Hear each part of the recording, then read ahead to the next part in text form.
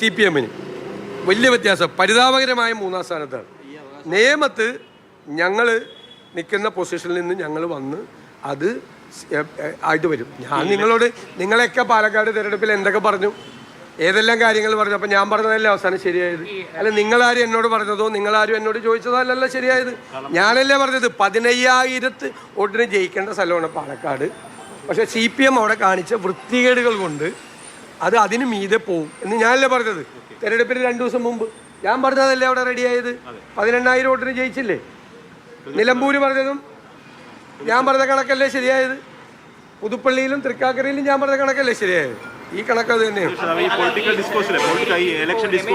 ഈ സമയത്ത് മുഖ്യമന്ത്രി ഇങ്ങനെ ഉയർത്തിക്കാട്ടുന്നത് അങ്ങയുടെ വിഭാഗത്തിൽ ഒരു വിഭാഗം നേതാക്കൾ അതിലൊരു പരിഭവം ഉണ്ടോ? രമേശ് ചെന്നിത്തലയെ പല കോൺഗ്രസ് നേതാക്കളും മുഖ്യമന്ത്രി ആവണമെന്ന് പറഞ്ഞ് ഉയർത്തിക്കാട്ടുന്നു. അതിൽ ഈ ഘട്ടത്തിൽ ഒരു പരിഭവം? ഒരു പരിഭവമില്ല. ഏത് കോൺഗ്രസ് നേതാവിനെ മുഖ്യമന്ത്രിയാക്കി ഉയർത്തിക്കാട്ടിയാലും എനിക്ക് സന്തോഷമുള്ളൂ. കാരണം UDF ജയിക്കുമെന്നാണ് ആ പറഞ്ഞതിൻ്റെ എല്ലാത്തിൻ്റെ അർത്ഥം. ഇപ്പം ശ്രീ വെള്ളാപ്പള്ളി നടേശൻ ഒരു മുഖ്യമന്ത്രി, എന്നോടുള്ള വിരോധം കൊണ്ടാണ് ഒരു മുഖ്യമന്ത്രി സ്ഥാനാർത്ഥിയെ പ്രഖ്യാപിച്ചതെന്ന് എനിക്കറിയാം. പക്ഷേ അദ്ദേഹത്തിൻ്റെ ഉള്ളിൽ UDF ജയിക്കുമെന്ന് ഉറപ്പാണ്. പിന്നെ UDF-നെ അല്ല കുറ്റപ്പെടുത്തിയത്, കോൺഗ്രസിനെ അല്ല കുറ്റപ്പെടുത്തിയത്, എന്നെയാണ്, വ്യക്തിപരമായിട്ടാണ്. അത് ഞാൻ സഹിച്ചു. അല്ല, 100 അത് അദ്ദേഹം പറയട്ടെ തന്നെ, അദ്ദേഹം അല്ലല്ലോ ഇത് തീരുമാനിക്കുന്നത്. അതാലോചിക്കട്ടെ. 100 സീറ്റ് കിട്ടും എന്നുള്ളത് ഞങ്ങളുടെ ആഗ്രഹവും ഞങ്ങളുടെ പ്രഖ്യാപനവുമാണ്. 100 സീറ്റിലധികം സീറ്റ് നേടി ഞങ്ങൾ അധികാരത്തിൽ വരും. ഇപ്പോഴത്തെ ഒരു കണക്കൂട്ടലും 100 സീറ്റ് എന്നുള്ളതിൽ ഞങ്ങൾ അതിൽ തന്നെ നിൽക്കുകയാണ്. ഞങ്ങളിത് പറയാനൊരു ബേസ് ഉണ്ടല്ലോ, ഒരു പൊളിറ്റിക്കൽ ബേസ് ഉണ്ടല്ലോ. ഞങ്ങൾ ജയിച്ചു വരുന്ന ഭൂരിപക്ഷങ്ങൾ നിങ്ങൾ ശ്രദ്ധിച്ചിട്ടില്ലേ? ഞങ്ങൾ ജയിച്ചു വരുന്ന 25,000 വോട്ട് തൃക്കാക്കരയിൽ, 37,000 വോട്ട് പുതുപ്പള്ളിയിൽ, 18,000 വോട്ട് പാലക്കാട്, ചേലക്കരയിലെ LDF-ന്റെ 40,000 ഭൂരിപക്ഷം 12,000, അവർ 3,000 വോട്ടിന് ജയിച്ച സ്ഥലത്ത് ഞങ്ങൾ 11,000 വോട്ട്. പാർലമെൻറ്റ് ഇലക്ഷനിൽ എല്ലാവരുടെയും ഭൂരിപക്ഷം കൂടി, ലക്ഷക്കണക്കിന് ഭൂരിപക്ഷം. മലബാറിലെ എല്ലാ സീറ്റിലും 1,00,000-ന് മീതെയാണ് ഭൂരിപക്ഷം.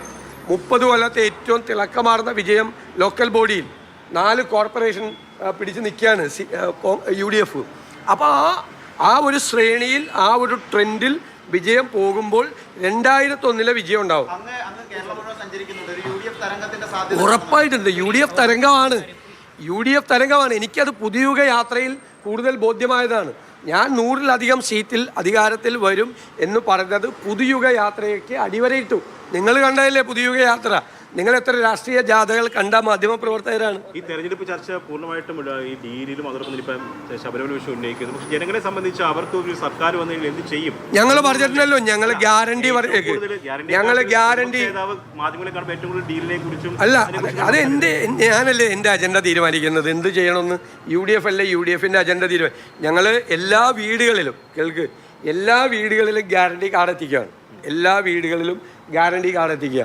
ഞാൻ എല്ലാ പൊതുയോഗങ്ങളിലും, നിങ്ങൾ ഇന്നലെ തിരുവനന്തപുരത്ത് നിങ്ങളുടെ സഹപ്രവർത്തകരോട് ചോദിക്കും, ഞാൻ എല്ലാ പൊതുയോഗങ്ങളിലും പ്രധാന വിഷയം ഗ്യാരണ്ടി കാർഡാണ്.